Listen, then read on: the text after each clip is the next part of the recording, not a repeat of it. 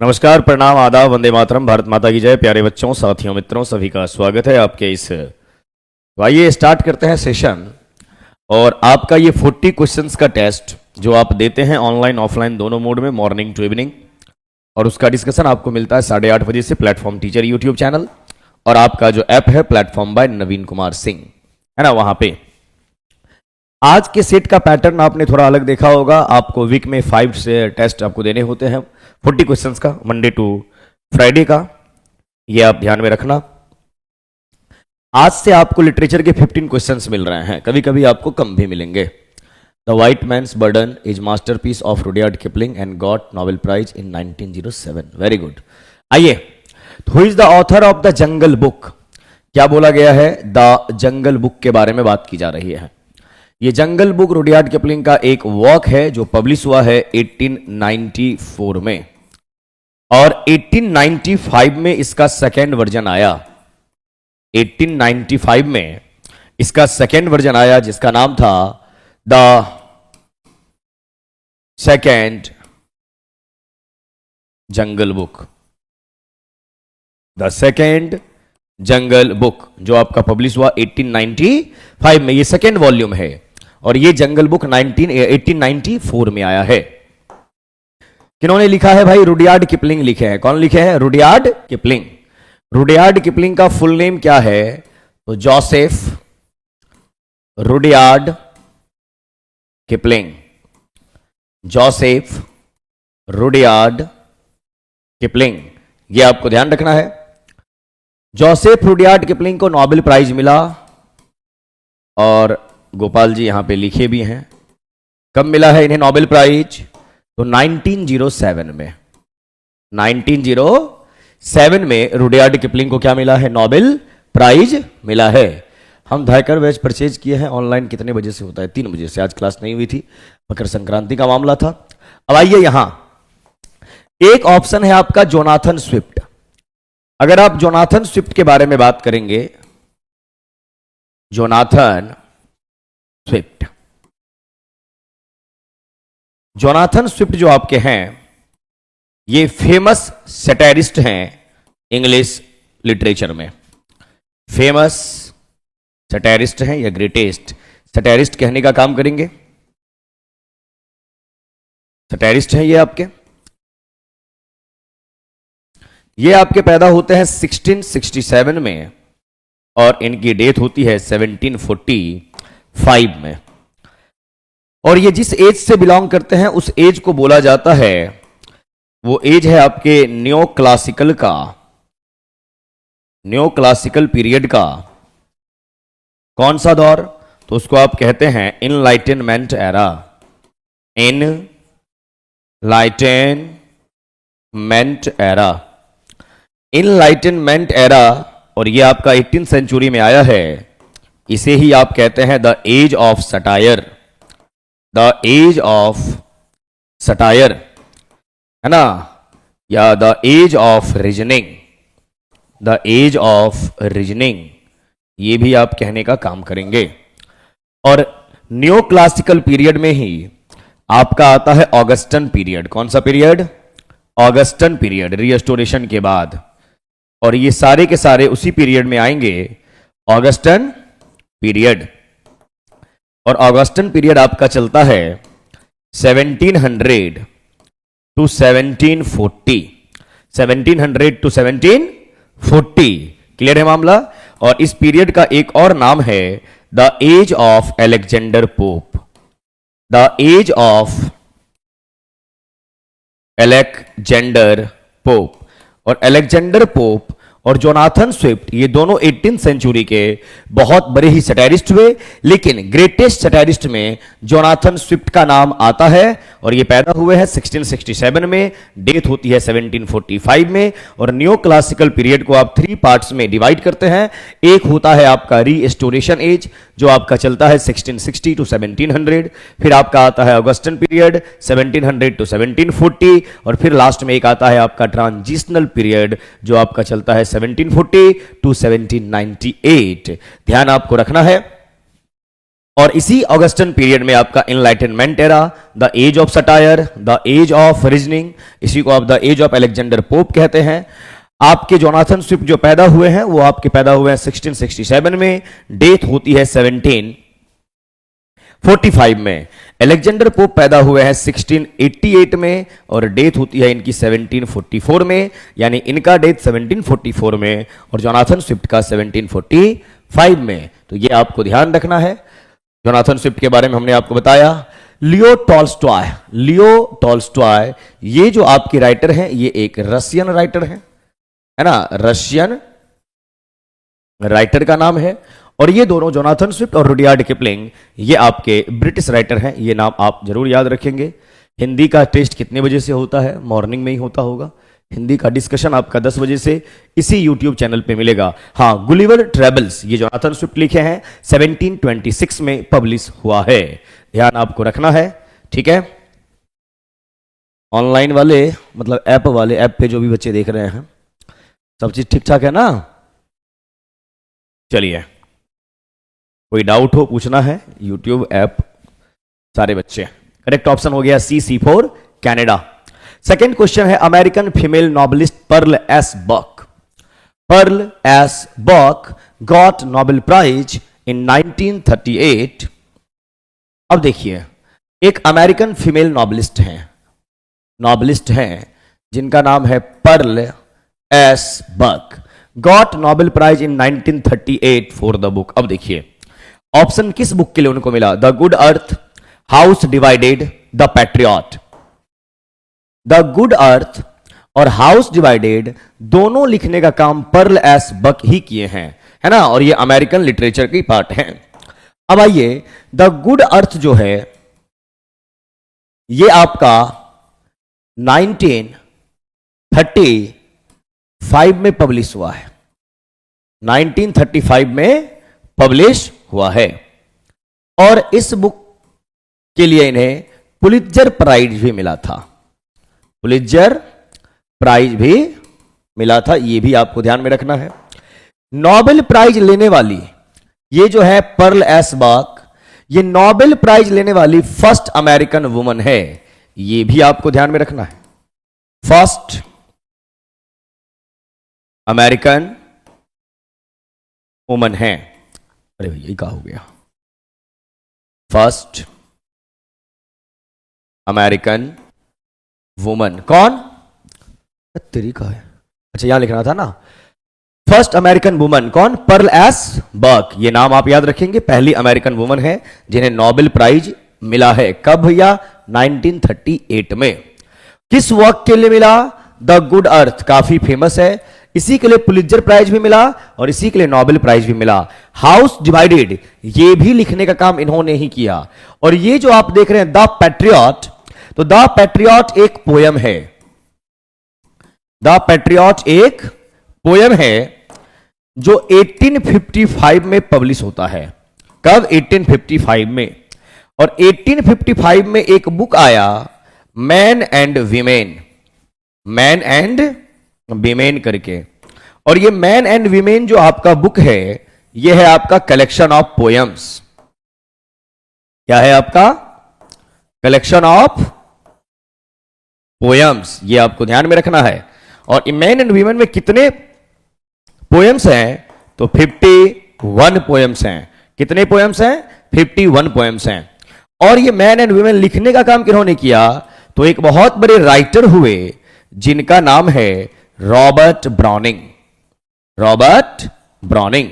और Robert browning जो हैं ये आपके विक्टोरियन एज के राइटर हैं। इस एज के राइटर हैं, विक्टोरियन एज के राइटर हैं। और अगर आप विक्टोरियन एज की बात करेंगे तो विक्टोरियन एज आपका चलता है 1837 टू 1901। और रॉबर्ट ब्राउनिंग आपके पैदा होते हैं 1812 में। कब पैदा होते हैं? 1812 में। और इनकी डेथ कब होती है? 1889 में। तो ये जो द पैट्रियट पोएम की बात करेंगे ये लिखे हैं आपके रॉबर्ट ब्राउनिंग। एक बुक है उनका मैन एंड वीमेन, जो कलेक्शन ऑफ पोएम्स। कितने पोएम्स है उसमें? 51 पोएम्स है। उसी का एक पोएम है क्या? The patriot. ये भी आपको ध्यान में रखना पड़ेगा। क्लियर है मामला? हाँ, फर्स्ट टाइम 1931 में। और ये जो पुलित्जर प्राइज इनको मिला है, वेरी गुड, आपने बहुत अच्छा बोला, फर्स्ट टाइम पब्लिश हुआ है 1931 में, पुलित्जर प्राइज इन्हें मिला है 1932 में। क्लियर है ना, इसी वर्क के लिए। और नोबेल प्राइज मिला 1938 में, और पहली अमेरिकन लेडी है जिन्हें नोबेल प्राइज मिला। किनको?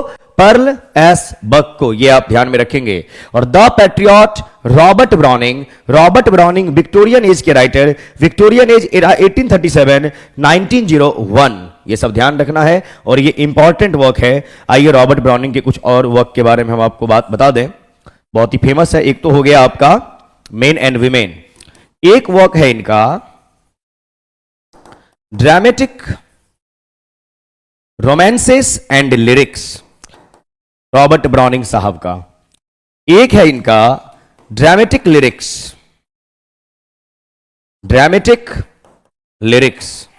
और एक है ड्रामेटिस परसोने।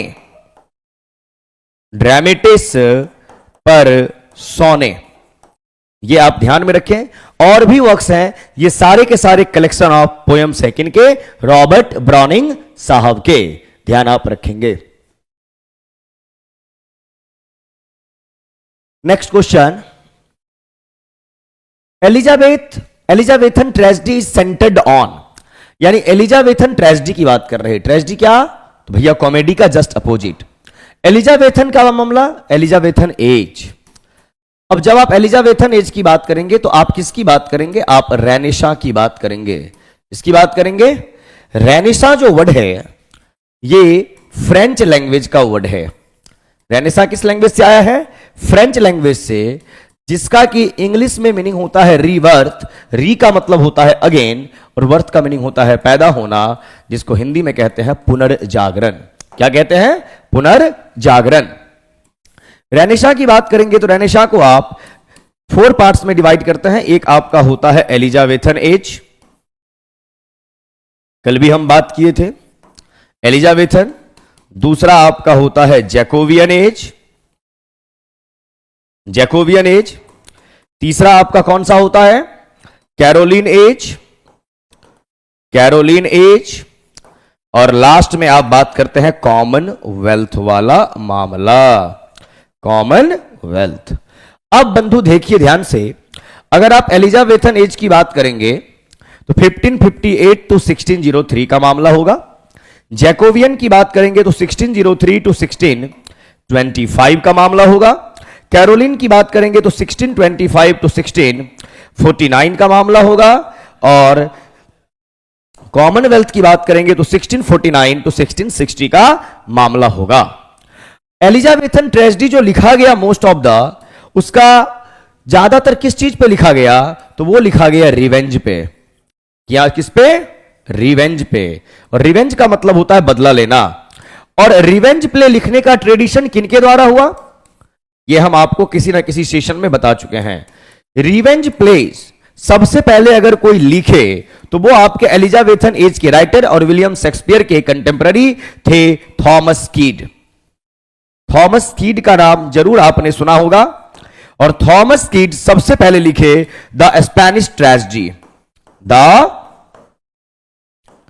स्पेनिश ट्रेजेडी, है ना। या आप विलियम शेक्सपियर साहब का मैकबेथ पढ़ते हैं, क्या बोलते हैं, या आपकी वो पढ़िए, क्या नाम है, हैमलेट। वो सब क्या है? रिवेंज प्ले है।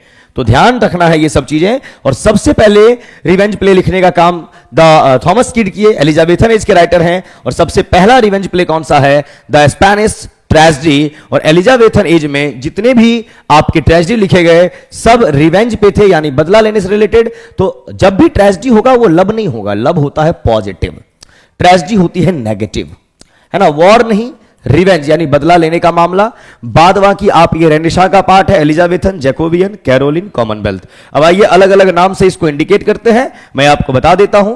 अगर आप एलिजाबेथन एज की बात करेंगे तो इसी को बोला जाता है age of Shakespeare, age of Shakespeare, या इसी को बोला जाता है golden period of English literature, golden period of English literature.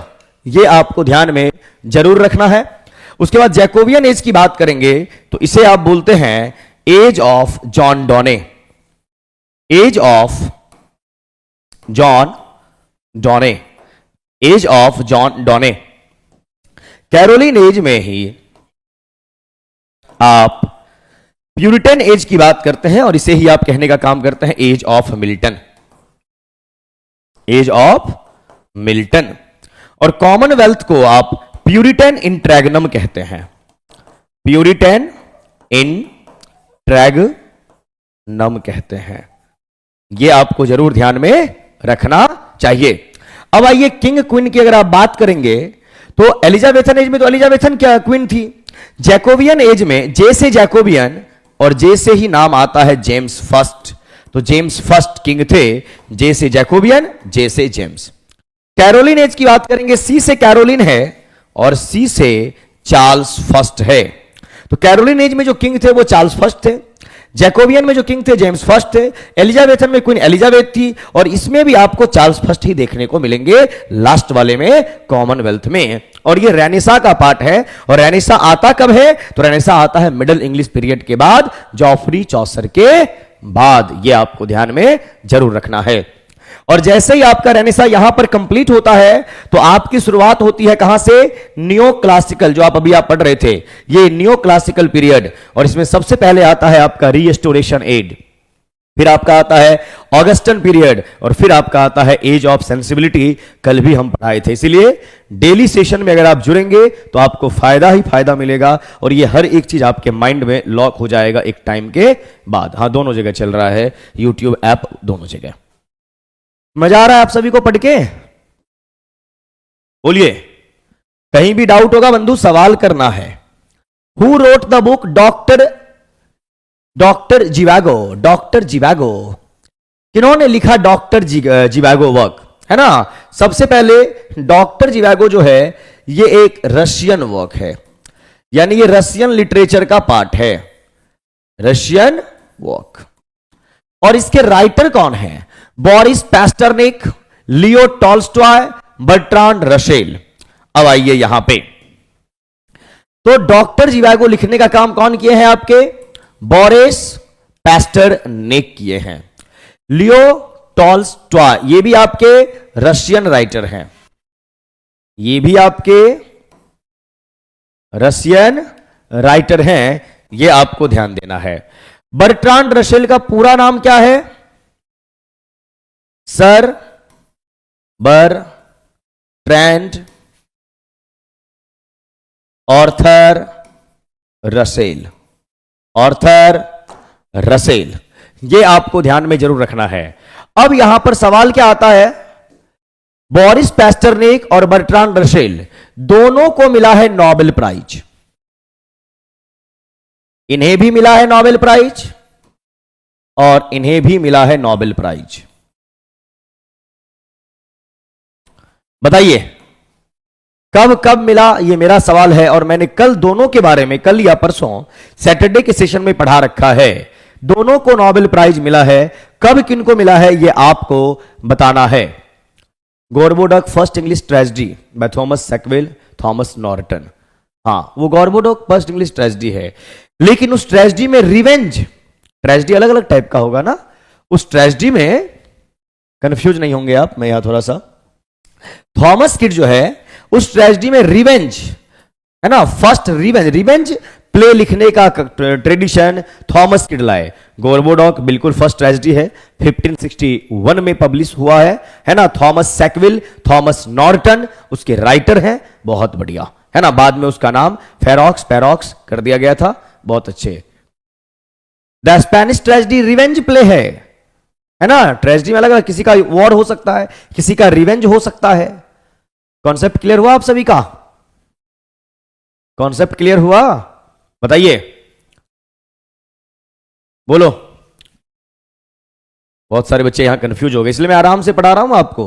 Boris पैस्टरनेक को नोबेल प्राइज और बर्ट्रांड रसेल को नोबेल प्राइज, कौन बताएगा कब किनको मिला? इनको मिला 1950 में, 1950। और बोरिस पैस्टरनेक को कब मिला?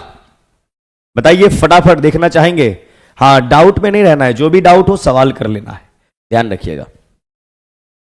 Charles Dickens is not the novelist of which of the following, है ना।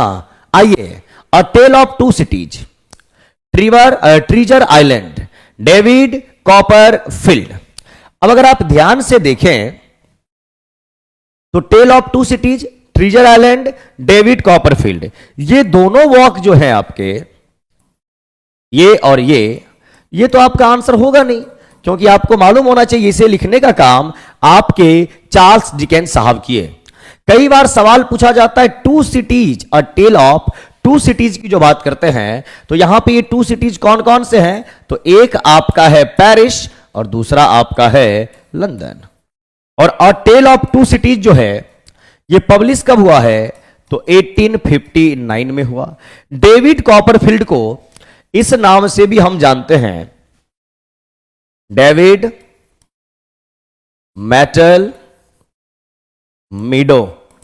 अब आप बोलेंगे सर मेटल मीडो ये नाम क्यों दिया गया, तो ये नाम इसीलिए दिया गया क्योंकि मेटल का मीनिंग, मेटल कॉपर क्या है अपने आप में एक धातु है, और मीडो का मतलब क्या होता है, ग्रास लैंड।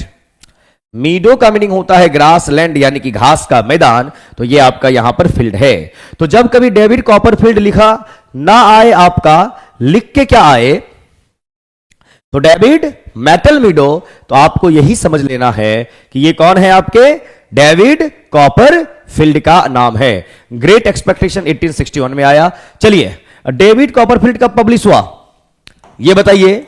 आइए चार्ल्स डिकेंस के बारे में बात करें। और दूसरी बात, ये जो ट्रीजर आइलैंड है जो आपका यहां पर आंसर होगा, क्योंकि यहां इज नॉट बोला गया, तो इसके राइटर का नाम कौन बताएगा, पहले आप ये बताइए। डेविड कॉपरफील्ड पब्लिश कब हुआ, मैं तब तक चार्ल्स डिकेंस के बारे में डिस्क्राइब करता हूं, थोड़ी बहुत जानकारी। चार्ल्स डिकेंस, अभी आपके धाकर बैच में चार्ल्स डिकेंस ही चल रहे हैं। अगर आप चार्ल्स डिकेंस के बारे में बात करेंगे तो चार्ल्स डिकेंस आपके पैदा हुए हैं 1812 में और डेथ होती है 1870 में, यानी at the age of 58। At the age of 58 Charles Dickens.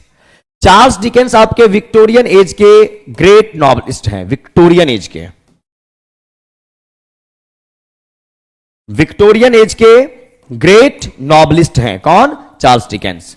Victorian as आपका चलता कब है, तो 1837 टू 1901, ये आपको मालूम होना चाहिए। लेकिन 1812 का जो ये मामला है ये आपका रोमांटिक एज का पार्ट है। किस एज का पार्ट है, रोमांटिक।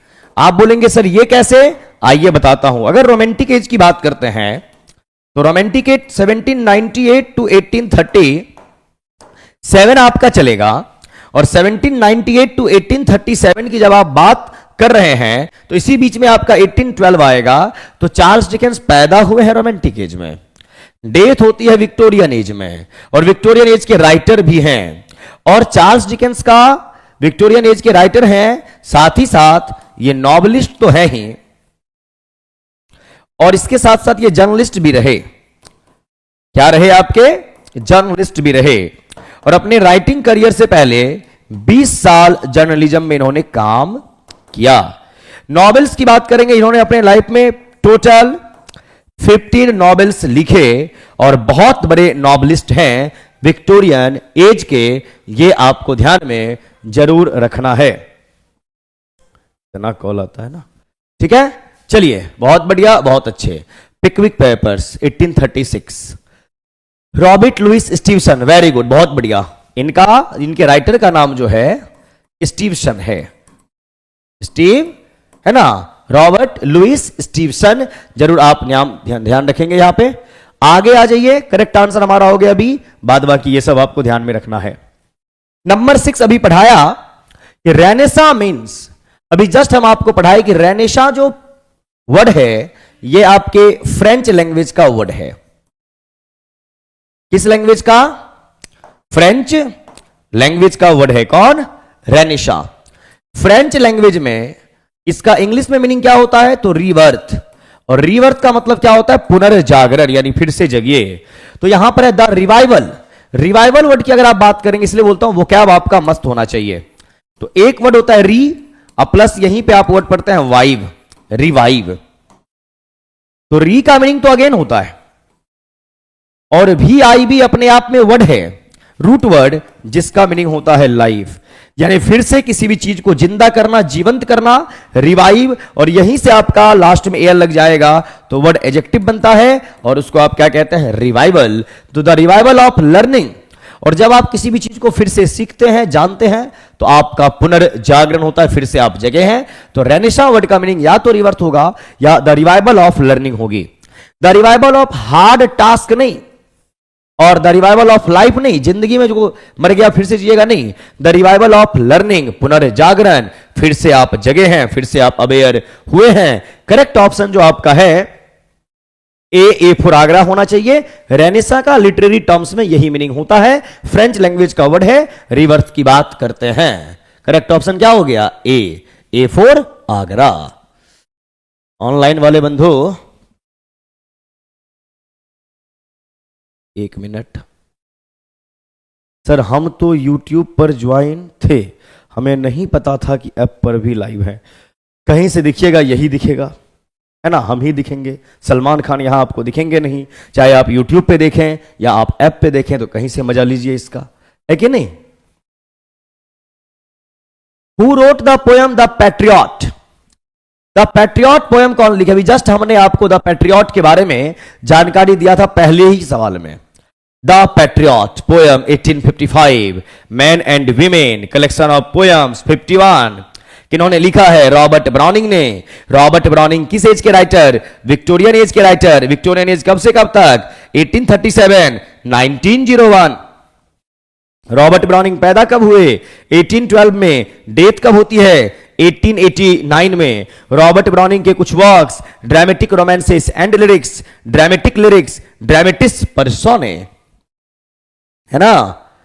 नहीं, डी नहीं होगा बंधु, डी नहीं होगा। आइए, तो द पैट्रियट लिखने का काम किन्होंने किया है? तो द पैट्रियट लिखने का काम जो है वो आपके रॉबर्ट ब्राउनिंग साहब किए, और इसके बारे में जानकारी आपको मिल गई। और रॉबर्ट ब्राउनिंग किस एज के राइटर? तो अभी आप पढ़े विक्टोरियन एज के writer. Sir Walter Scott, sir Walter Scott की बात करेंगे। तो सर वॉल्टर स्कॉट आपके पैदा कब होते हैं, ये आपको मालूम होना चाहिए। तो ये आपके पैदा होते हैं 1771 में, और इनकी डेथ होती है 1832 में। और सर वॉल्टर स्कॉट जो हैं, ये आपके रोमांटिक एज के राइटर माने जाते हैं। रोमांटिक एज के राइटर माने जाएंगे। रोमांटिक एज आपका जो होगा 1798 टू 1837। रोमांटिक एज को आप 2 पार्ट्स में डिवाइड करते हैं, जिसे आप कहते हैं फर्स्ट जेनरेशन या ओल्डर जेनरेशन या फिर अर्ली जेनरेशन। लास्ट वाले को आप बोलते हैं सेकेंड जेनरेशन। ओल्डर अगर बोला है तो यहां पर इसको आप बोलते हैं यंगर जेनरेशन, और अर्ली अगर बोला है तो इसे आप बोलते हैं letter generation.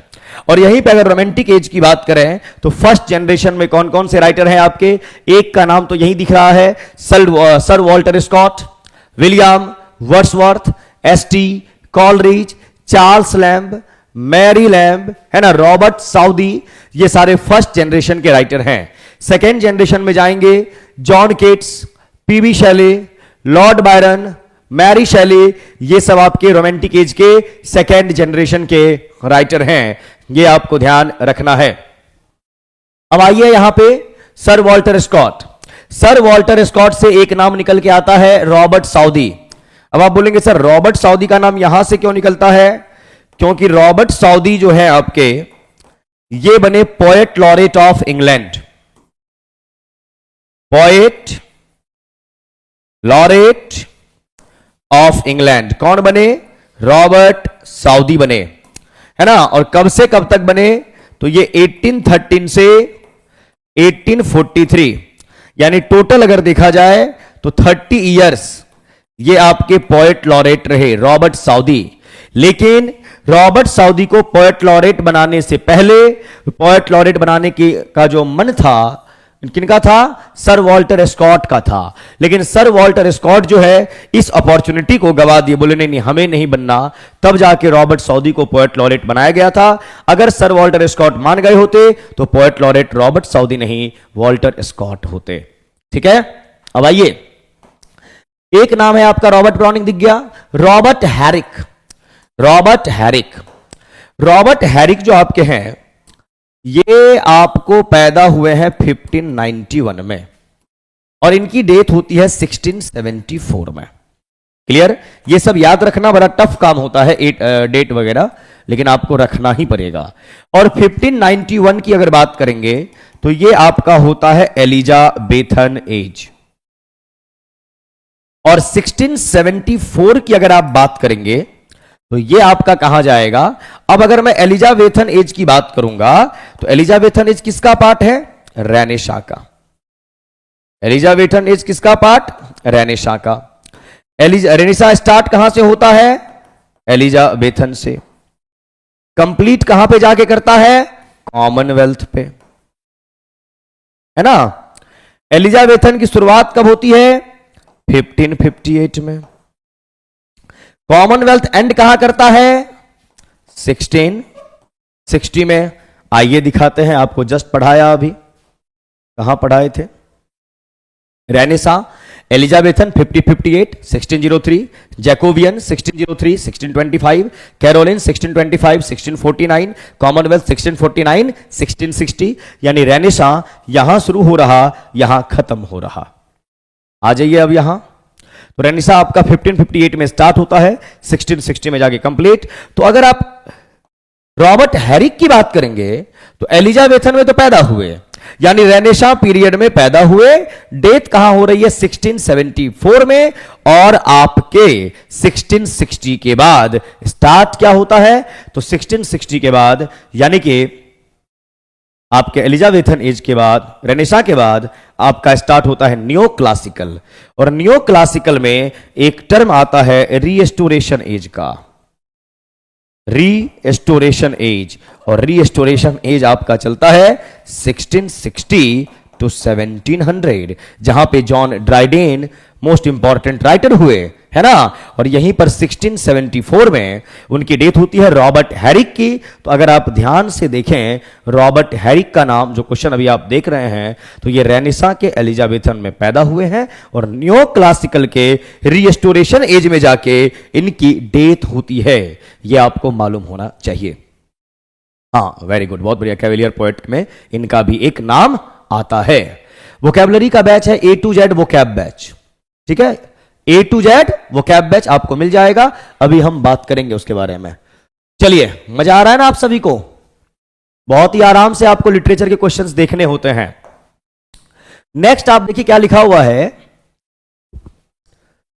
Who is the author of the taming of the shrew. The taming of the shrew के राइटर कौन है? रुडयार्ड किपलिंग, अभी आपने इनके बारे में पढ़ा, जोसेफ रुडयार्ड किपलिंग, जिन्हें नोबेल प्राइज भी मिला है 1907 में, है ना। Jungle book, the second jungle book. Charles Dickens के बारे में भी हम आपको बताए कि चार्ल्स डिकेंस विक्टोरियन एज के नॉवेलिस्ट हैं। 15 नॉवेल्स इन्होंने लिखा है। 1812 में ये पैदा हुए हैं और इनका डेथ 1870 में हुआ है। William Shakespeare, the taming of the shrew के राइटर कौन? William Shakespeare. अब विलियम शेक्सपियर के बारे में अगर हमें बात करनी हो तो विलियम शेक्सपियर के बारे में आप क्या क्या बात कर सकते हैं?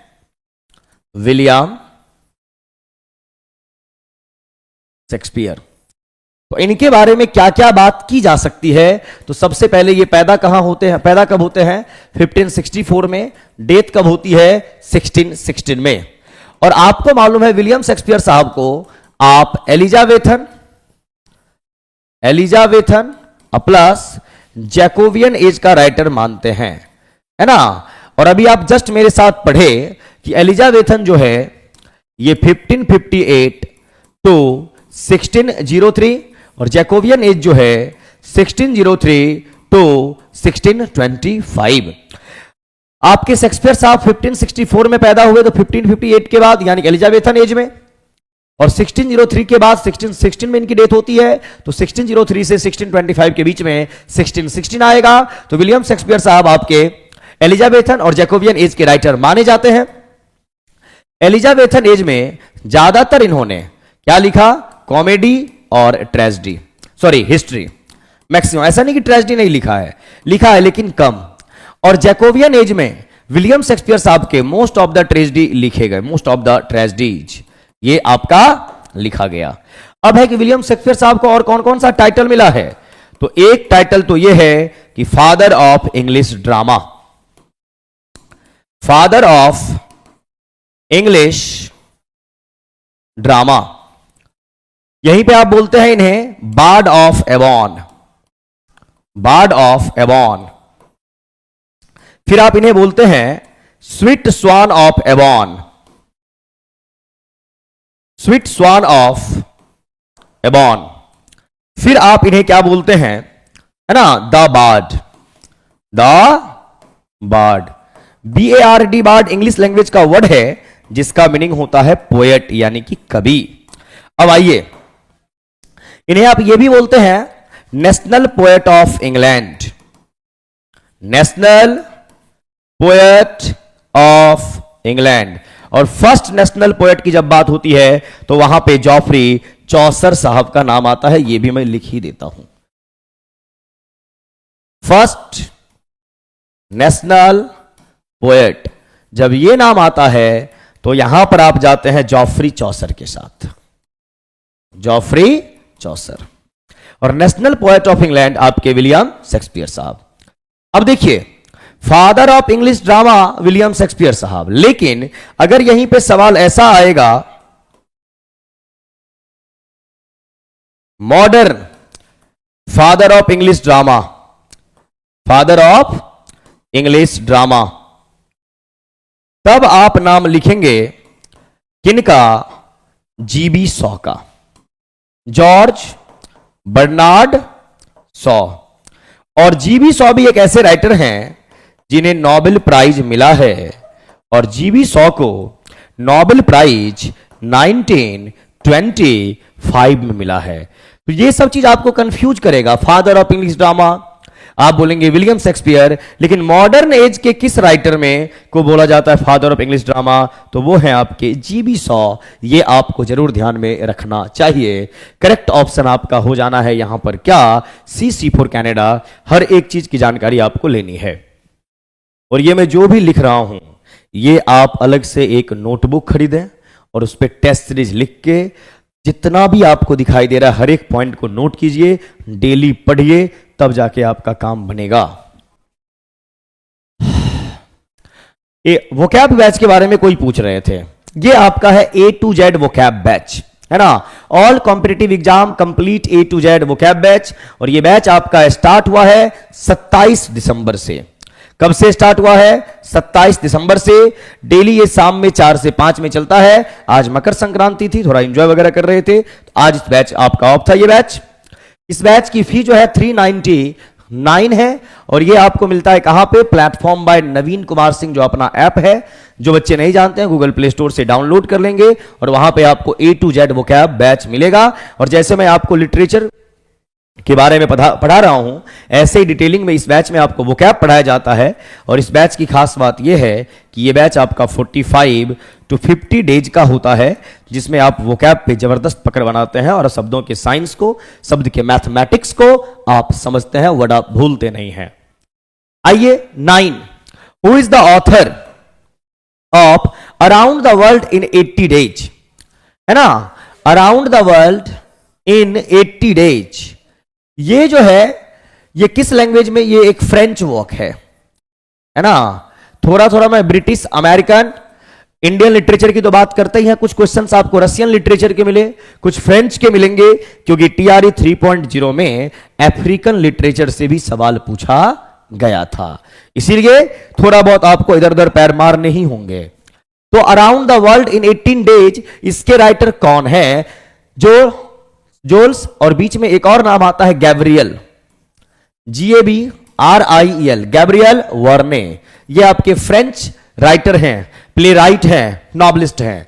क्रिस्टोफर मार्लो की अगर आप बात करेंगे तो क्रिस्टोफर मार्लो भी उसी ईयर पैदा हुए जिस ईयर आपके विलियम शेक्सपियर साहब पैदा हुए, लेकिन इनकी डेथ हो गई 1593 में, यानी at the age of 29। At the age of 29 Christopher Marlowe.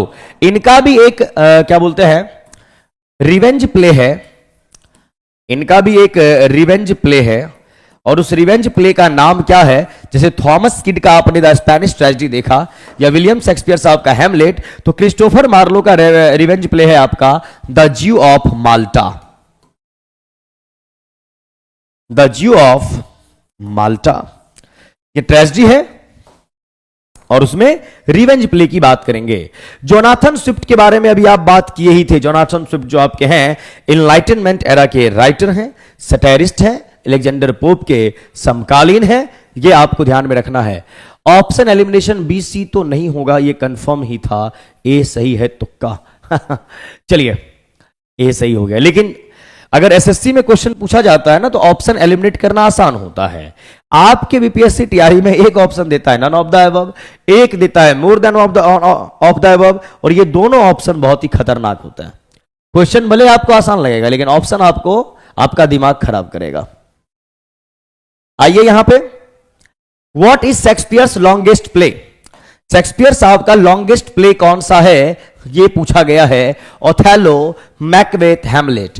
Hamlet longest play है ना, ये आपको ध्यान में रखना है, और मैकबेथ शॉर्टेस्ट प्ले है, शॉर्टेस्ट प्ले है। तो करेक्ट ऑप्शन क्या हो जाएगा? हैमलेट। अगर मैं तीनों की बात करूं कि ओथेलो है, हैमलेट है, मैकबेथ है, ये तीनों क्या है? तो ये तीनों विलियम शेक्सपियर साहब के क्या बोलते हैं, कॉमेडी बोल रहा हूं, ट्रेजेडी है। क्या है? ट्रेजेडी है। ये आपको ध्यान में जरूर रखना चाहिए, ठीक है मामला। चलिए next, which of the following is a famous work of poet Alexander pope? Alexander pope के बारे में भी आप कुछ देर पहले ही पढ़े थे कि अलेक्जेंडर पोप जो है वो आपके 1688 में पैदा होते हैं, 1744 में इनकी डेथ होती है। इंग्लिश लिटरेचर में एक एज को बोला भी जाता है age of Pope, age of Pope, और वो एज आपका कौन सा है? Augustan period. मैं फिर से लिख देता हूं एक बार, ऑगस्टन पीरियड है ना। और ऑगस्टन पीरियड कब से कब तक रहा है? तो ऑगस्टन पीरियड आपका रहा है 1700 टू 1740, और 1700 टू 1740 ये हमारा हुआ 18th सेंचुरी, और इसी 18th सेंचुरी को आप बोलते हैं क्या क्या? तो एक नाम दिया आपने इनलाइटनमेंट एरा, इनलाइटनमेंट एरा, एक नाम आप एक दिए। आपने इसी को बोला एज ऑफ सटायर, आप इसी को बोले age of reasoning, age of reasoning.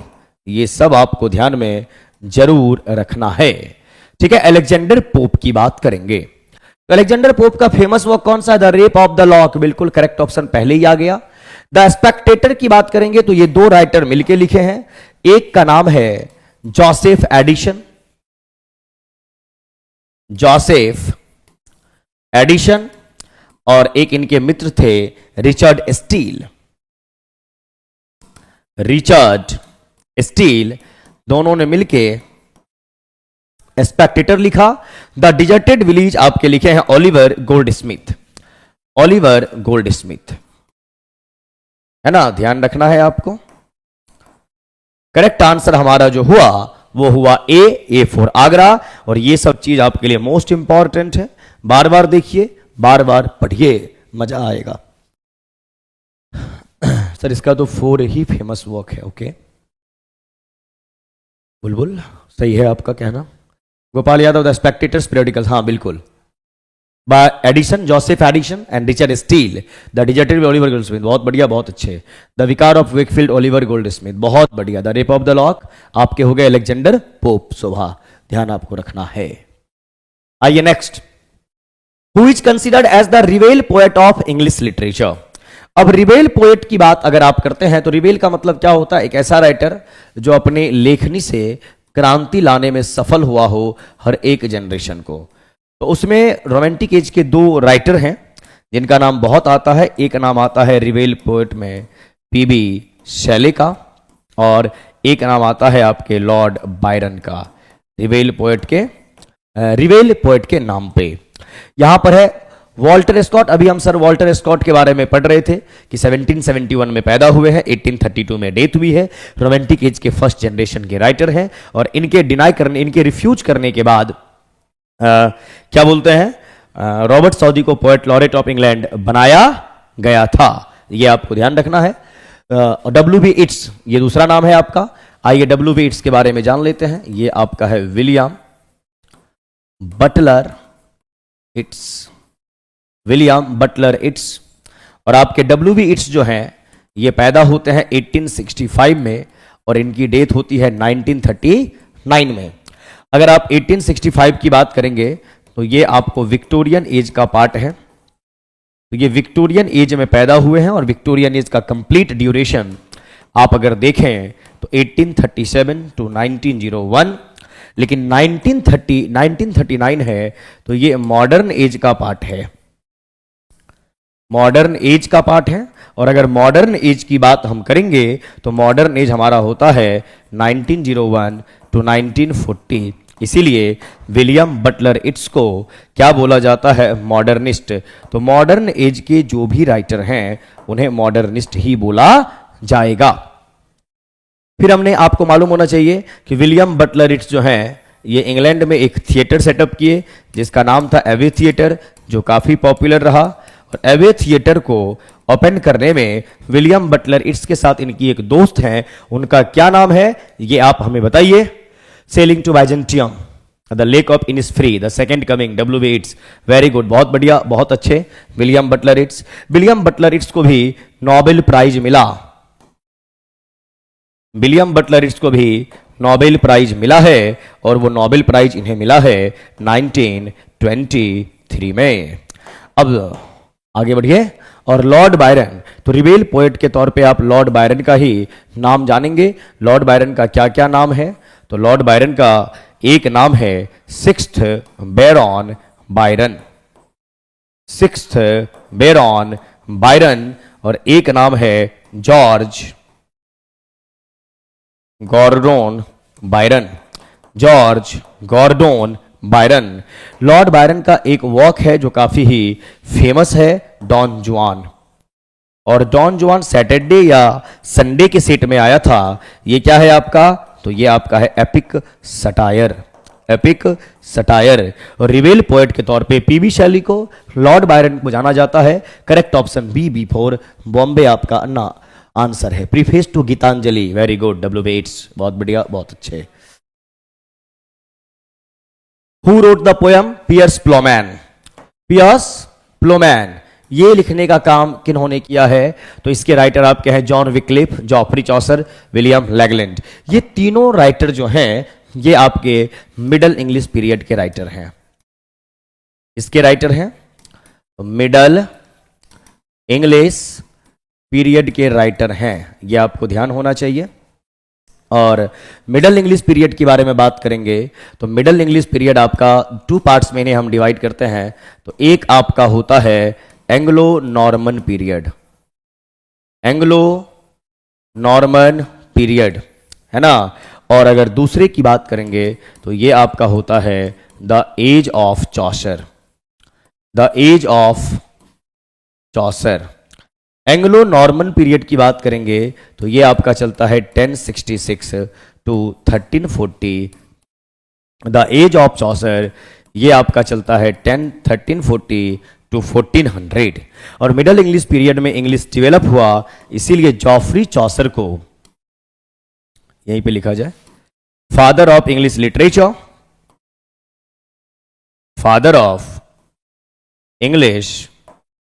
Literature, या फिर फादर ऑफ इंग्लिश पोएट्री बोला जाता है। जॉफरी चॉसर की बात करेंगे तो इन्होंने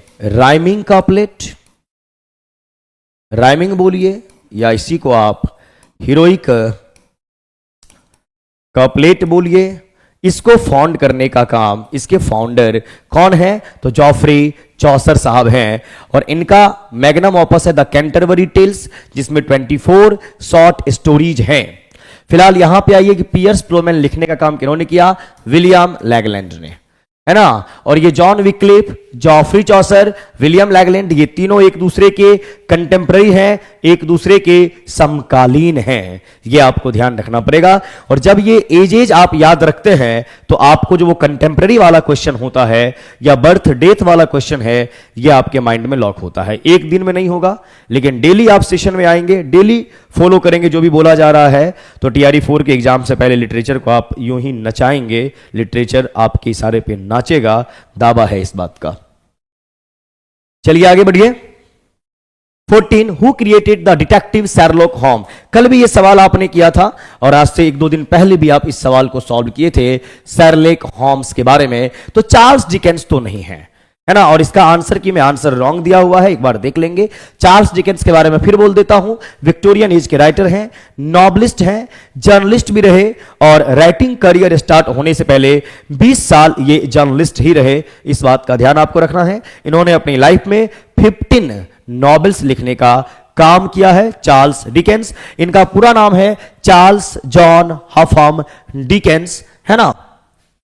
जोनाथन स्विफ्ट की बात करेंगे तो जोनाथन स्विफ्ट आपके इनलाइटनमेंट एरा के पार्ट हैं, ऑगस्टन पीरियड का पार्ट है। ऑगस्टन पीरियड नियो क्लासिकल में आता है, और ऑगस्टन पीरियड का जो दौर है, ड्यूरेशन है 1700 टू 1740, जिसे आप एज ऑफ अलेक्जेंडर पोप भी कहते हैं। और 18th सेंचुरी को एज ऑफ सटायर, जहां पे 2 सटायरिस्ट हुए, एक अलेक्जेंडर पोप हुए, दूसरे जोनाथन स्विफ्ट हुए। लेकिन जब भी इंग्लिश लिटरेचर के ग्रेटेस्ट सटायरिस्ट की बात करेंगे तो जोनाथन स्विफ्ट का ही नाम आएगा। जैसे आपने पढ़ा है गुलिवर ट्रेवल्स, जो पब्लिश हुआ है 1726 में, यह आपको ध्यान जरूर रखना है।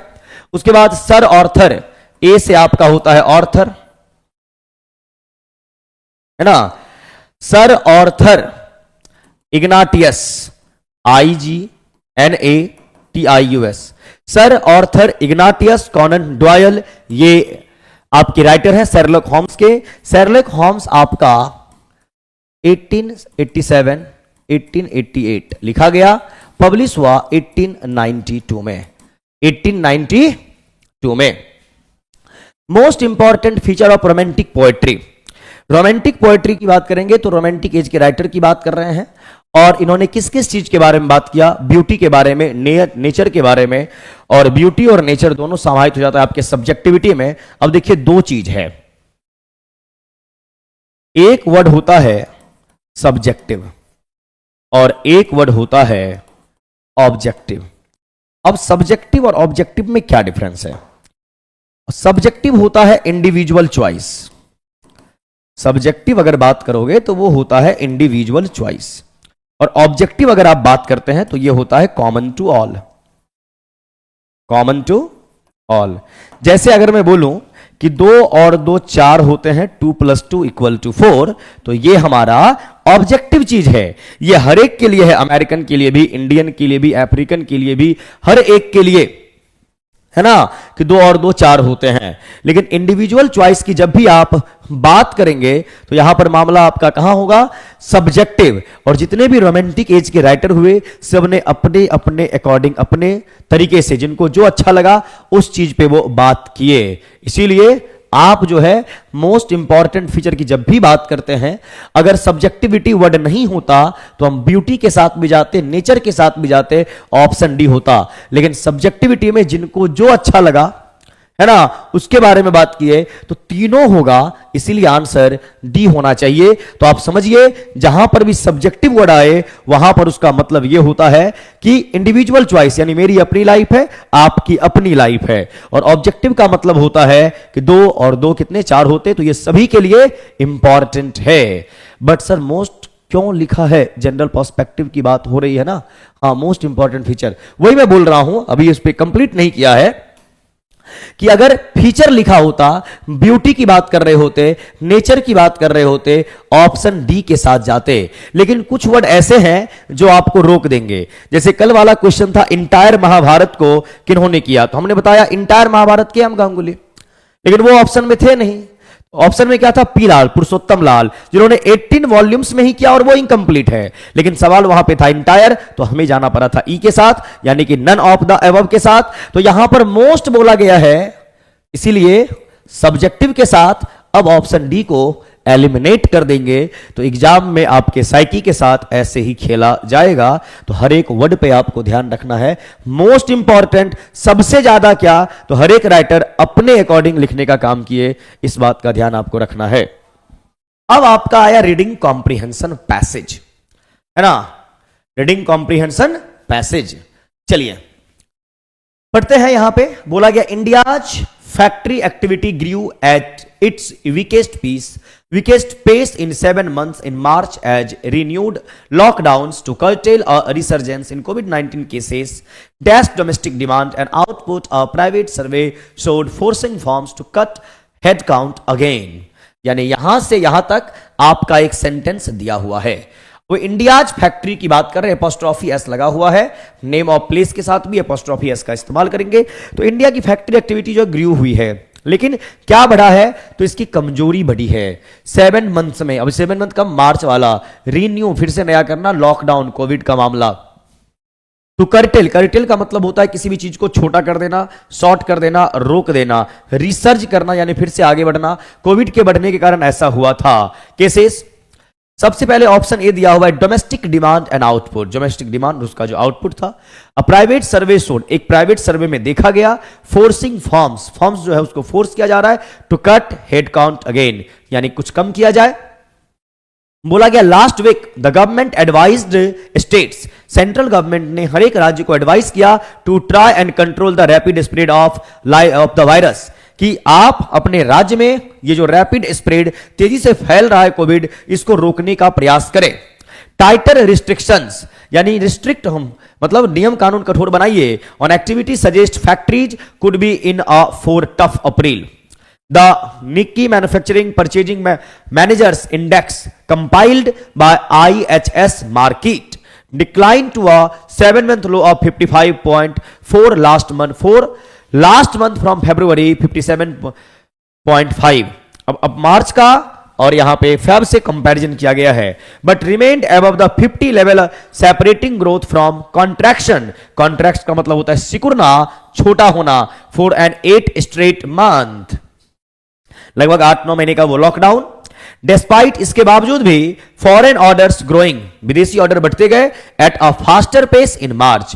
और सब इंडेक्स, सब का मीनिंग होता है लो, इंडेक्स का मीनिंग होता है सूची, tracking overall demand declined to its lowest since August 2020। Output also grew at it weakest pace in 7 months. Survey participant, survey जो हुआ, जो इतने भी पार्टिसिपेंट उसमें थे, उन लोगों ने इंडिकेट किया, indicated that demand growth was constrained, कि डिमांड ग्रोथ जो है उसको रोका गया was constrained, passive voice, by the escalation of the कोविड-19 पैंडेमिक, कोविड-19 के बढ़ने के कारण। While the rise in input, input मतलब जो आपके अंदर आ रहा है, बाइंग वाज कर्टेल, जो बाहर से आना था उसको भी सीमित किया गया, कर्टेल किया गया, by an intensification of cost pressure. Intensify यानी बढ़ना होता है, इंटेंसिटी तीव्रता यहीं से आती है, और कॉस्ट बढ़ेगा, जब डिमांड बढ़ेगी और चीजें कम होंगी तो उसका कॉस्ट बढ़ जाएगा। Said Pollyanna de Lima, economics associate director HISH market, इन्होंने ऐसा बोलने का काम किया। आगे बोला गया है विद कोविड-19 रिस्ट्रिक्शंस एक्सपेंडेड, अब कोविड-19 का रेंज बढ़ गया, मतलब बार बार आप देखते थे डेट वगैरह बढ़ता ही जाता था लॉकडाउन का। Lockdown measures reintroduced in many states. Indian manufacturers look set to experience a challenging month in April. Although Asia's third largest economy was predicted to grow at a faster pace this fiscal का मतलब होता है financial year than previously thought. According to a Reuters poll published last week, a significant majority of economists said a surge in surge का meaning बढ़ना, coronavirus cases was the biggest risk to the outlook, सबसे बड़ा risk था वहां पे उस समय। After a year long स्प्री का मतलब क्या होता है, जब किसी भी चीज को आप क्या बोलते हैं, स्प्री ऑफ जॉब कॉट्स, वो ड्यूरेशन, वो टाइम टेबल। तो after a year long spree of job cuts, factories intensified the rate of lay offs to its strongest in 6 months in March.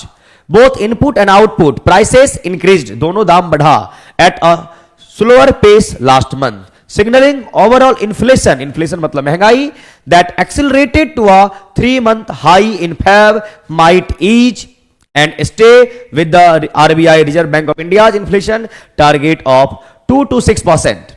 That would help the central bank maintain its accommodative policy stance to support economic growth, and optimism यानी आशावादी होना about the year ahead waned.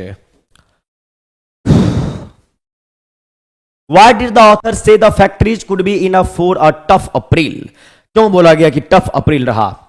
Factories could be in for a tough April because they are unable to meet the targeted demand due to the surge in number of corona cases. ऐसा बोला गया कि unable to meet targeted demand, यानी demand उसको मिल नहीं पाया। By saying be because the government is forcing firms to, by saying the restrictions imposed by the government due to the resurgence of कोविड-19 increase the headcount again in the factories, क्योंकि COVID बढ़ जाने से नियम लागू हो गए, factory वगैरह बंद करना पड़ा। What is the reason behind the decline sub index in spite of growing orders in March, है ना, कि व्हाट इज, क्या रीजन रहा behind the declining sub index in spite of growing orders in March. इसका क्या decline sub index, उसमें गिरावट आई, growing orders in मार्च यानी ऑर्डर बढ़ने के बावजूद भी क्यों? Output grew at its weakest pace in 7 months. Demand growth was restrained by the expansions of the COVID-19 pandemic, increase in input buying the average by an intensification cost pressure. ये आपका demand growth was restrained, उसको रोका गया क्योंकि बढ़ रहा था क्या? कोविड-19।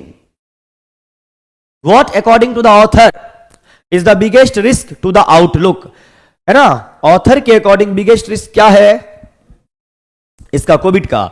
Input and output prices increased at a slower pace last month, signaling overall inflation that accelerated to 3-month high in February due to surge in COVID-19 coronavirus cases.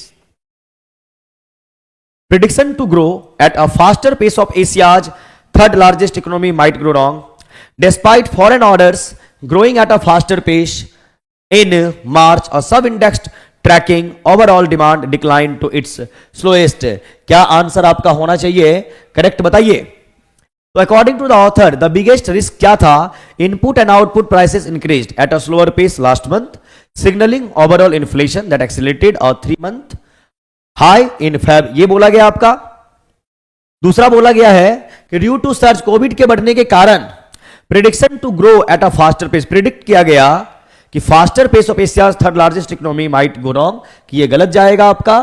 और उसके बाद यहां पर डिस्पाइट फॉरेन ऑर्डर्स, आपके foreign orders बढ़ते गए at a faster pace in March, a sub index tracking overall demand decline to its lowest. तो correct option जो आपका है वह होना चाहिए बी, सॉरी मिनट, हाँ B for Bombay.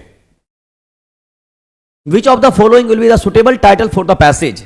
Factory activity slows to 7-month low on renewed COVID-19 lockdowns. 7-month conditions of factories resurgence COVID-19, impact of resurgence of COVID-19 on labor. तो यहां पर किस चीज के बारे में आप बात करेंगे?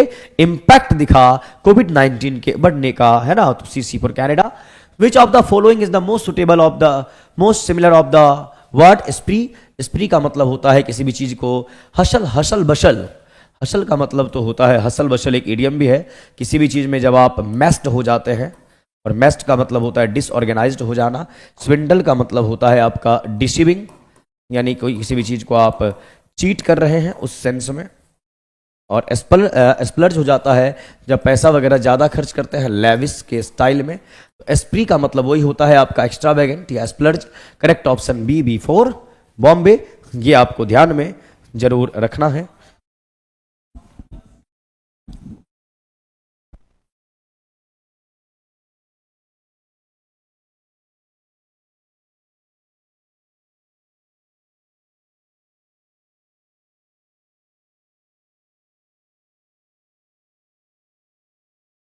चलिए बंधु, डाउट हो तो सवाल करने का। माइक आवाज आ रही है ना जी? हाँ चलिए ठीक। अब देखिए यहां पर क्या लिखा हुआ है, ये आपका हमने क्लोज टेस्ट दिया है और क्लोज टेस्ट के क्वेश्चंस आपको मैं इसलिए दे रहा हूं, वैसे आपके बीपीएससी टीआरई में आज तक पूछा नहीं गया, लेकिन आगे कुछ भी हो सकता है आपके साथ। तो बोला गया fresh fruits are a great dash for breakfast, snack और dessert. Most fruits are sweet dash for you to eat dash, cooking और preparing a recipe. Take an apple, a peach or a banana and just enjoy. Remember to always dash fresh fruit available at home. If you have good choices available, you will make good choices. Children are now eating highly processed snacks that are naturally and nutritionally poor and a threat to their future health. तो यहाँ पर आपके health से related बात की गई है, आपको क्या खाना चाहिए, क्या नहीं खाना चाहिए, उसमें फ्रूट का क्या कॉन्ट्रीब्यूशन है, ये बोला गया। तो fresh fruits are a great dash, great option, great alternative, great resource for breakfast, snack और डेजर्ट। अब देखिए यहां पर रिसोर्स का मतलब तो होता है साधन संसाधन, तो आपका ऑप्शन भी हो सकता है एक वर्ड और अल्टरनेटिव भी होता है वर्ड। तो अल्टरनेटिव ऑप्शन दोनों का मीनिंग क्या होता है, विकल्प। तो करेक्ट ऑप्शन क्या हो जाएगा, डी। तो fresh fruits are a great option या great alternative for breakfast, snack और dessert. Most fruits are sweet and dash for you to eat dash, cooking और preparing a recipe. Most fruits are sweet and prepared, sweet and ready, sweet and equipped for you to eat. अब यहां पर क्या होना चाहिए 22 में, fruits are sweet लिखा हुआ है और यहां पर एंड का इस्तेमाल है, and for you to eat. And prepared तैयार किया जाता है आपके लिए, प्रिपेयर्ड फॉर। रेडी या इक्विप्ड का कोई भी सेंस यहां पे नहीं बनेगा। वैसे इक्विप्ड वर्ड के साथ आप प्रेपोजिशन विद लगाते हैं, यहां पर आपका फॉर लगा हुआ है, प्रिपेयर के साथ फॉर का इस्तेमाल होगा, इसी को हम कहते हैं कोलोकेशन। और ये सब आप सीखते हैं मेरे साथ मेरे वोकैब बैच में। For you to eat dash, cooking और preparing recipe. Eat unless, eat until, eat without, अब यहां पे विदाउट है।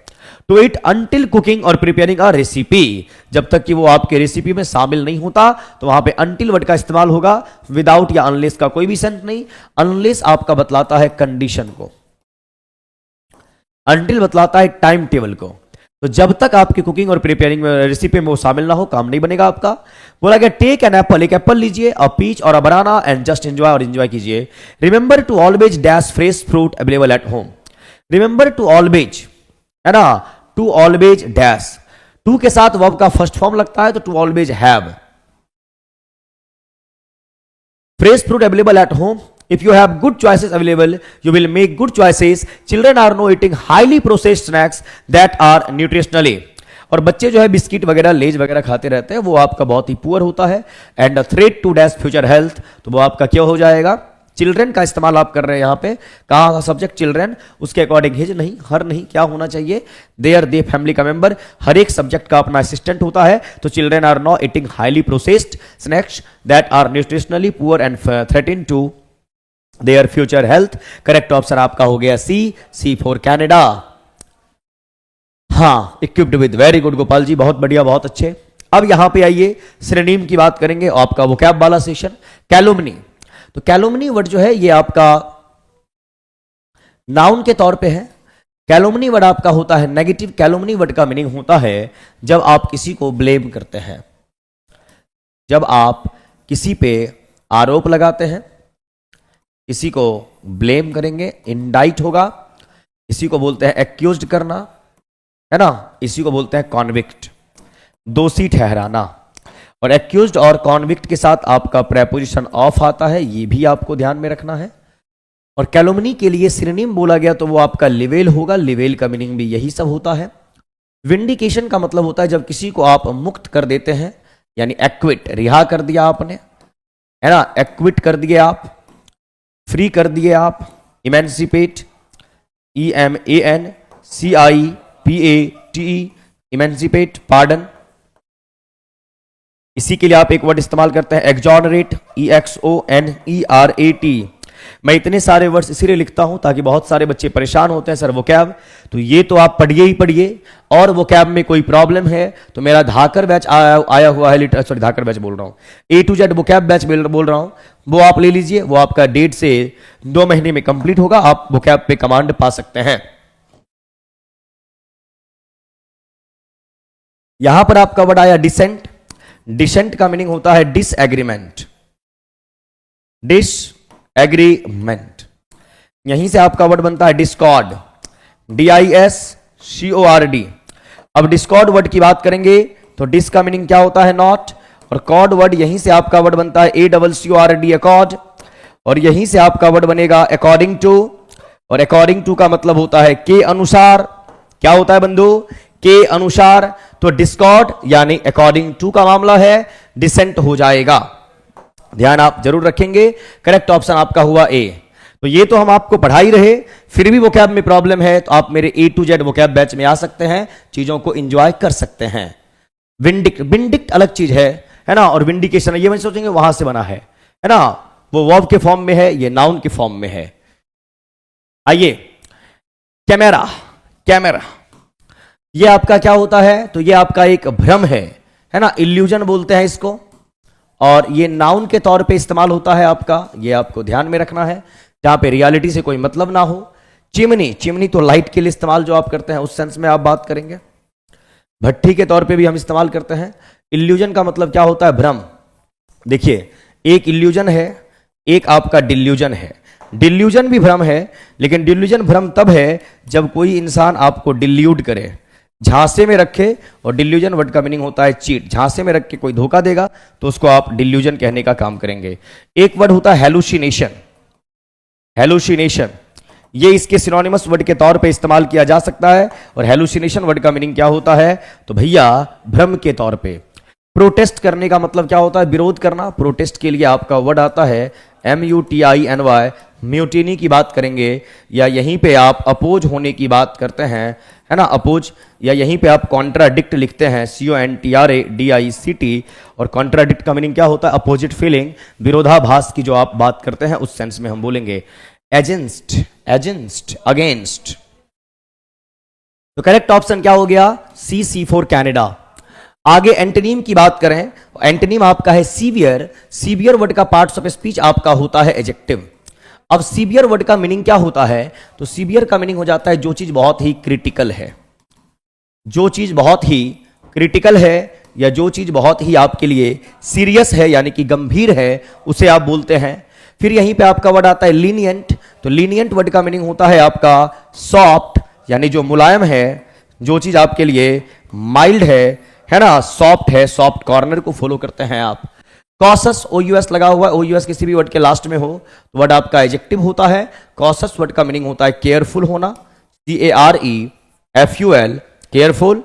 यहीं पे आप वर्ड लिखते हैं ALERT, अलर्ट, अवेयर।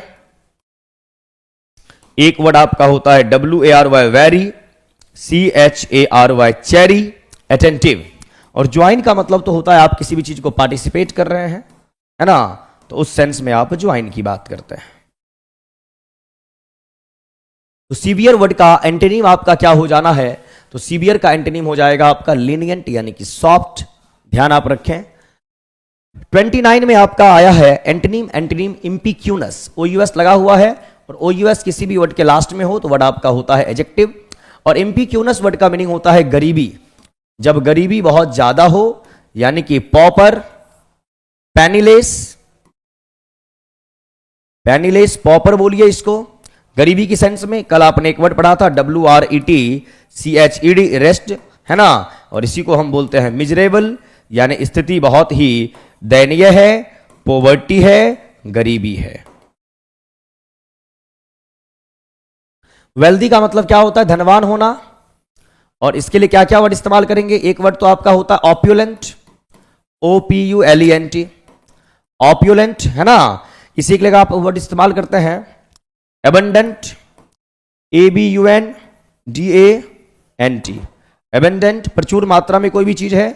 प्लेंटीट्यूड, प्लेंटीफुल। एक वर्ड आपका होता है बाउंटीफुल, और एक वर्ड आपका होता है BOUNTEOUS,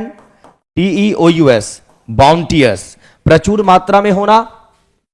कॉशस अभी आपने यहां पे ही पढ़ा, केयरफुल होने के सेंस में। यहां पे हंग्री वर्ड, हंग्री यानी भूखा, इसके लिए एक वर्ड होता है स्टारवेशन, और स्टारवेशन का मतलब होता है भूखमरी। और इसके लिए एक वर्ड और इस्तेमाल होता है फैमिन, फैमिन का मतलब होता है अकाल पड़ जाना, यानी खाने को कुछ भी नहीं है। तो इम्पिक्यूनस का एंटोनिम आपका हो जाएगा वेल्दी। क्या हो जाना है? वेल्दी। 30 में आइए, क्वेश्चन नंबर 30 क्या कह रहा? She knew that the best way to get into hot water was to anger her boss. To get into hot water जो आपका है, ये आपका इडियम है, यानी गर्म पानी में डाल दिया जाए तो क्या हो जाएगा? To enter water heated by the sun, यानी पानी को आप गर्म कर रहे। To have hot water, to get into trouble, समस्या में पड़ जाना। सी फॉर कैनेडा, आपका आंसर यहां पर हो गया। She knew that it took to tango. To tango का मतलब होता है जब किसी से आप एग्री करते हैं, सहमत होते हैं। And if he objected she would not be able to pass the test. Two people to agree, two people to disagree, two people to be angry, two people to agree, सहमत होना। To tango, जरूर आप याद रखें इन idioms को। Find the correctly spelled word, और find the correctly spelled word की बात करेंगे। डेफिशिएंट, तो डेफिशिएंट स्पेलिंग सही है।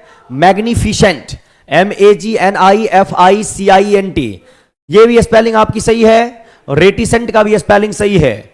हर एक स्पेलिंग तो आपका सही है, तो किसके साथ आप जाएंगे? करेक्ट ऑप्शन क्या होना चाहिए? More than one of the above, ये आपको ध्यान जरूर रखना है। डेफिशिएंट, यही से वर्ड बनता है आपका डेफिशिएंसी। मैग्निफिसेंस, मैग्नी सही है ना जी? MAGNIFICIENT, magnificent. एक मिनट मुझे लिखने दो पहले, कई बार मैं खुद ऑप्शन देख के गड़बड़ा जाता हूं।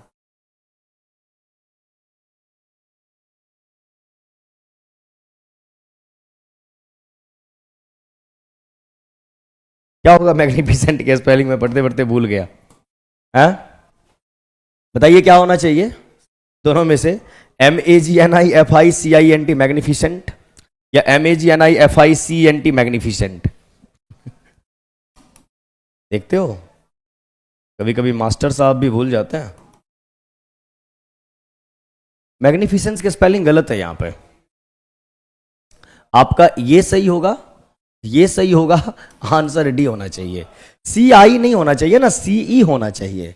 क्या होना चाहिए? CE होना चाहिए। हाँ वही तो, ये नहीं होगा। और इस टाइप के स्पेलिंग में आप एग्जाम में प्रेशर में आ जाते हैं। जैसे मैं अभी कुछ सेकंड के लिए आ गया, इसी के बाद आई होता है क्या? नहीं होता है ना। चलो यही सही है। ये आपका नाउन हो जाएगा, ये आपका एडजेक्टिव हो जाएगा। तो A और C सही है, इसीलिए आपका आंसर डी होगा, क्योंकि करेक्टली पूछा आपसे गया है। नरेशन के question. C said I must go next month. अब सी सेड का मामला है, रिपोर्टिंग वर्ब आपका कहां है? पास्ट में है। रिपोर्टिंग वर्ब आपका कहां गया? पास्ट में। रिपोर्टेड स्पीच में आपका क्या लगा हुआ है? मस्ट लगा हुआ है। मस्ट यानी कि आपका होता है मॉडल, और मॉडल के अगर पास्ट में जाना है तो हमें मॉडल के साथ हैव का इस्तेमाल करना होता है और वर्ब का थर्ड फॉर्म इस्तेमाल करना होता है। और जब कभी भी मॉडल के साथ हैव का इस्तेमाल करते हैं तो ये पास्ट अनफुलफिल्ड वर्ड को बताएगा, अनफुलफिल्ड एक्शन को बताएगा। जैसे मैं आपसे बोलूं you should have worked hard, you should have worked hard, इसका मतलब है आपको हार्ड वर्क करना चाहिए था, आपने नहीं किया। तो जब कभी भी मॉडल के साथ हैव और वर्ब का थर्ड फॉर्म है बंधु, तो आपको यह मान के चलना है कि ये जो है ये पास्ट का अनफुलफिल्ड एक्शन है। तो she said I must go next month, तो she said that she must go, इसको पास्ट में ले जाना पड़ेगा, है ना। और नेक्स्ट मंथ का नेक्स्ट का फॉलोइंग होता है। She said that she must go, अब she said that she would have to go. अब यहां पर देखिए उड लगा और हैव लगा। अब आप बोलेंगे सर मस्ट का मस्ट ना होना चाहिए, आपका मॉडल इस फॉर्म में चेंज होता है कि जब कभी भी पास्ट का मामला अगर ये वुड हैव नहीं होता तो मस्ट के साथ चले जाते, कोई दिक्कत नहीं, लेकिन वुड हैव, और जैसे वुड हैव आया या तो आपका भी थर्ड या इसके बाद 2 + V1, ये पास्ट के एक्शन को बताएगा। तो she said that she would have to go to the following month, और नेक्स्ट मंथ का क्या बन गया? फॉलोइंग मंथ हो गया। सी फॉर कैनेडा हो गया। इस बात का ध्यान रखिएगा। Voice let him take the oath, let him take the oath, ये आपका क्या है? ये आपका है एक्टिव इनडायरेक्ट। अब let him take the oath ऐसा आप बोल रहे, तो इसका क्या हो जाएगा? Let the oath, let the oath. Be आगे वर्ब का कौन सा फॉर्म? टेकन। बाई हिम का हिम ही। आइए देखते हैं, तो टेल हिम टू टेक, भाई साहब पैसिव वॉइस में वर्ब का चाहिए थर्ड फॉर्म, तो let the oath be taken by him, बिल्कुल सही है। The oath needs to be taken नहीं, है ना, let the oath be taken by, तो ये आपका इंपेरेटिव का बन गया पैसिव, और यहां आप टू बी टेकन करेंगे तो ये इन्फिनेटिव का पैसिव हो गया। जैसे आपका एक होता है इन्फिनेटिव, इन्फिनेटिव में सिंपल वाले का अगर आप एक्टिव देखेंगे तो वो आपका हो गया 2 + V1, और वहीं पे अगर आप पैसिव देखेंगे तो वो आपका हो गया 2B भी थर्ड, ये आपको ध्यान रखना है। लेकिन इंपेरेटिव में पूछा है तो इंपेरेटिव में ही पैसिव बनाना है, क्योंकि एक्टिव से पैसिव के स्ट्रक्चर का जो पैटर्न है वो ये है कि जिस टेंस में एक्टिव होगा उसी टेंस में पैसिव होना चाहिए, और सेंटेंस के जिस टाइप में एक्टिव होगा उसी टाइप में आपका पैसिव फॉर्म रहेगा। अफर्मेटिव तो अफर्मेटिव, नेगेटिव तो नेगेटिव, और इंटेरोगेटिव तो इंटेरोगेटिव, ध्यान आपको रखना है। 35 की बात करें, question number 35, several prominent celebrities involved in the scandal are required to appear to the investigation committee।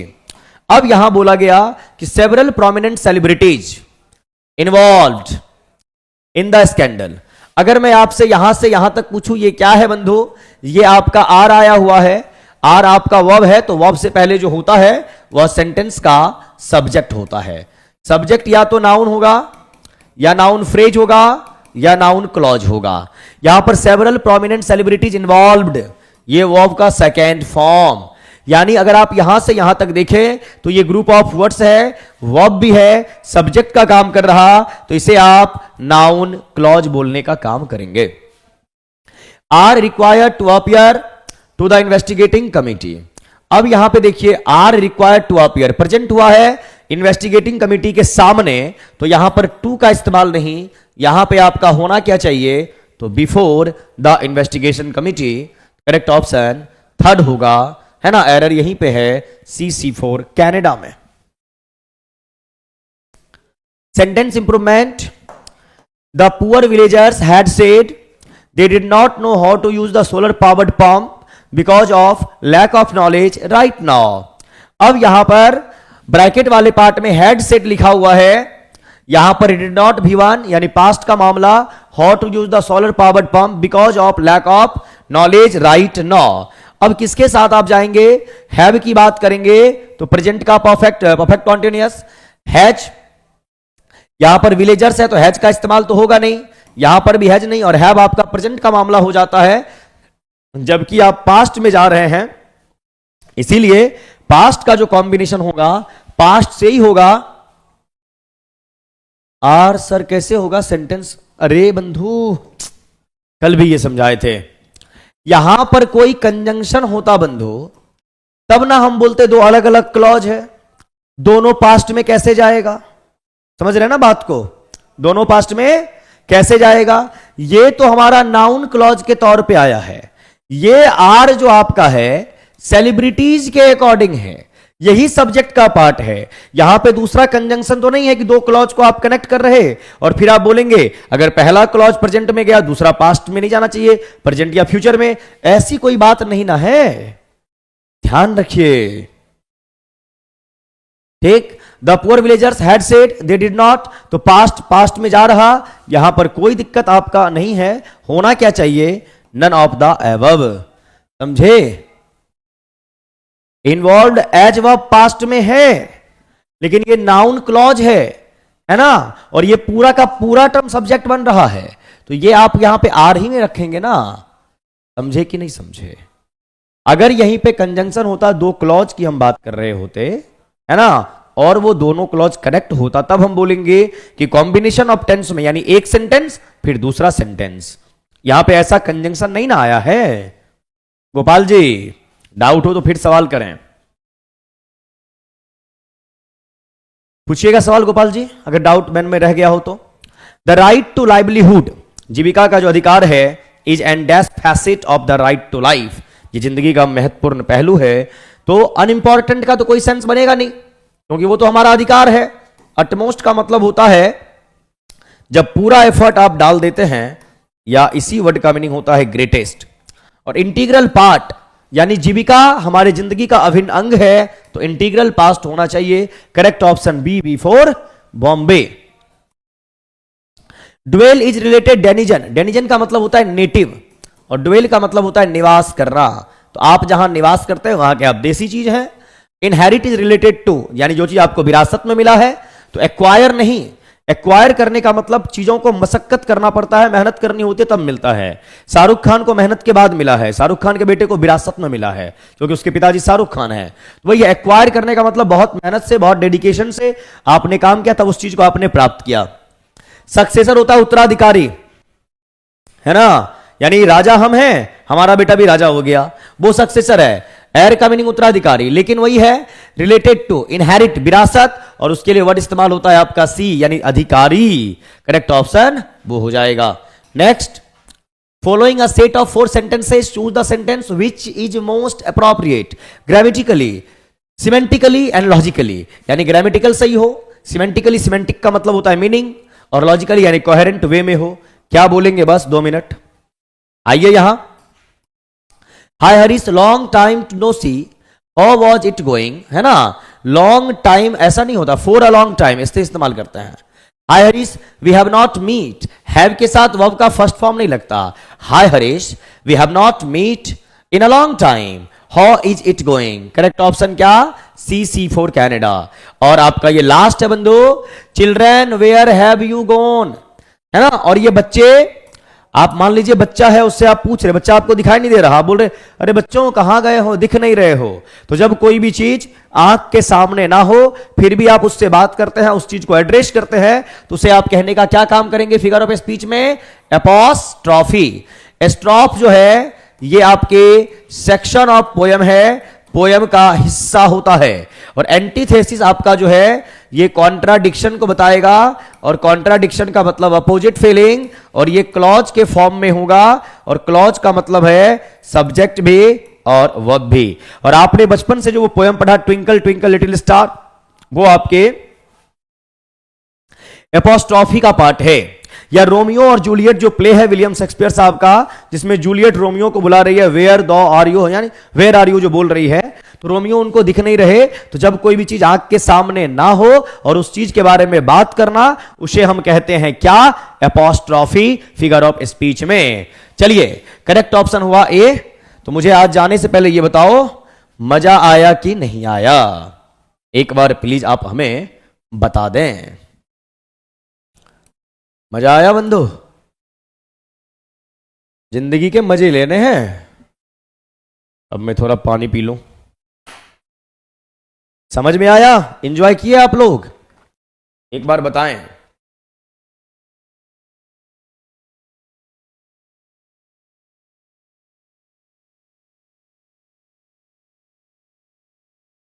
तो टीआरई 4 के एग्जाम तक ऐसे ही आपका टेस्ट होगा, ऐसे ही आपका पर डे डिस्कशन होगा।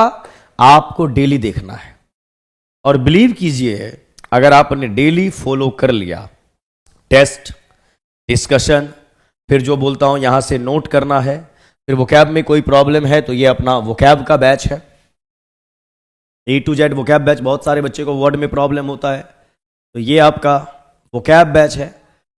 27 दिसंबर से स्टार्ट हुआ है, ऑनलाइन मोड में ये बैच है। 399 रुपीज का ये बैच आप देख लेंगे, अगर आपको नीड है तो आप यहां आ जाएंगे। लेकिन आपका टेस्ट सीरीज, टेस्ट का डिस्कशन, जो भी यहां लिखा जाता है उसके लिए अलग से एक नोटबुक खरीदिए और अच्छे तरीके से उसको नोट डाउन कीजिए, बार बार पढ़िए। गारंटी है टीआरई 4 बहुत बढ़िया जाएगा, है ना। तो टेस्ट सीरीज बिल्कुल आपको गंवाना नहीं है किसी भी दिन। मकर संक्रांति के दिन हर एक क्लास ऑफ था, लेकिन आपका टेस्ट और आपका डिस्कशन हुआ। बाद बाकी सब क्लास ऑफ, एकदम पूरे दिन मजे किए हैं, लेकिन टेस्ट का डिस्कशन मेरे को लेना था, मतलब लेना था। और ये आपका चलता ही रहेगा डेली, और आपको डेली देना है। सैटरडे संडे फुल लेंथ का, मंडे टू फ्राइडे 40 मार्क्स का। बहुत बेनिफिट मिलेगा, काफी इंप्रूव कर जाएंगे, टीआरई 4 आप क्वालिफाई कर जाएंगे, गारंटी है इस बात का। ठीक है, चलिए।